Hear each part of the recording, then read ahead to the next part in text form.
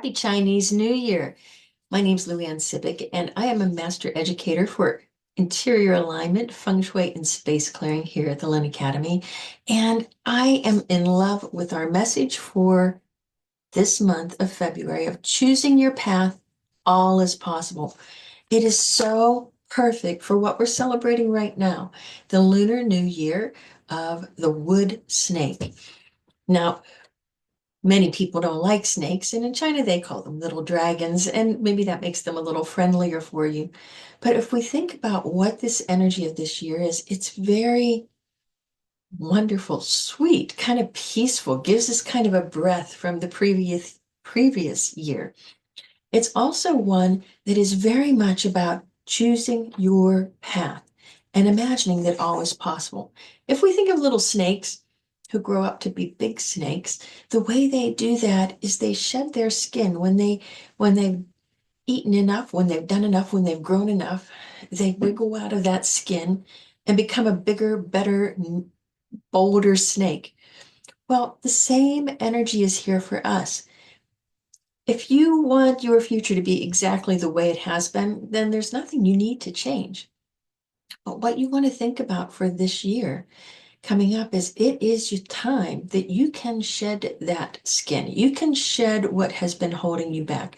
You can choose your path. So I wanted to give you some ideas of some of the things you can do to have that life that you really want.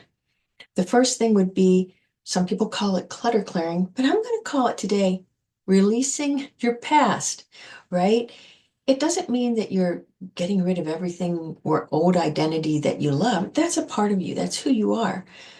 But take a look around your space and see if there's things that really resonate more with what you did in the past than what you want to do in the future. Then also not just think about the physical things, but think about your ways you spend your time, your commitments that you have, your obligations, the things you might have volunteered for years ago, but maybe it doesn't feel like your past path moving forward. It's time to take a look at how can you choose your future path.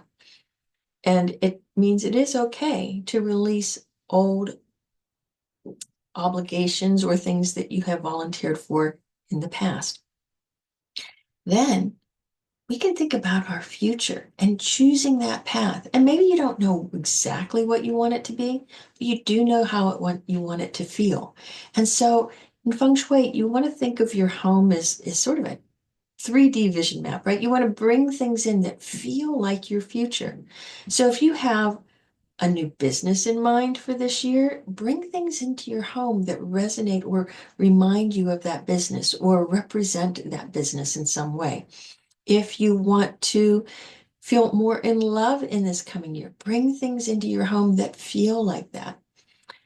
And then choose not just what's going on in your home, but what's going on in your life, the people that you surround yourself with, the way you structure your time and your schedule and your appointments to put focus on those things that you want to do. Don't let them just fall through the cracks.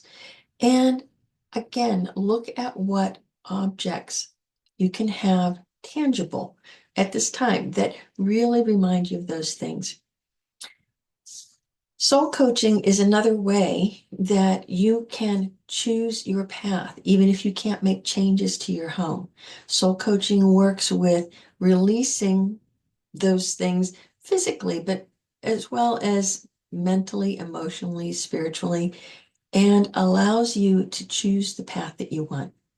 I am wishing you a wonderful year, and I hope that you think about what it is that you can release so that you can choose your path for the future. Have a wonderful year. Bye-bye.